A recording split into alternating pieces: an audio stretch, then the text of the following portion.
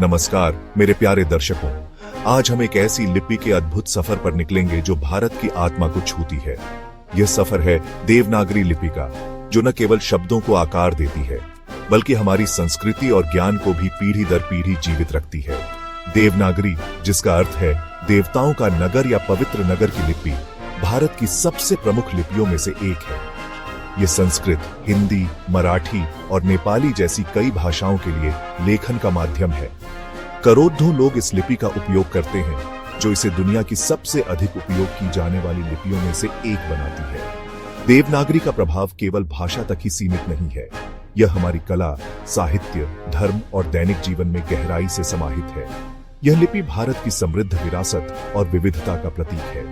इस निबंध में हम देवनागरी लिपि के अद्भुत इतिहास का पता लगाएंगे, इसकी उत्पत्ति से लेकर इसके विकास और आधुनिक युग में इसके महत्व तक। आइए देवनागरी की दुनिया में कदम रखें और इसके रहस्यों को उजागर करें। Section 2, the genesis of Devanagari.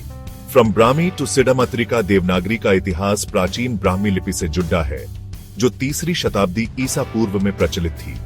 Brahmi Bharat की कई लिपियों की जननी मानी जाती है, जिनमें देवनागरी भी शामिल है। समय के साथ ब्राह्मी लिपि से कई शाखाएं निकली, जिनमें से एक थी गुप्त लिपि। गुप्त साम्राज्य के दौरान यह लिपि पूरे उत्तर भारत में फैल गई और कला, साहित्य और प्रशासन में इसका व्यापक रूप से उपयोग हुआ।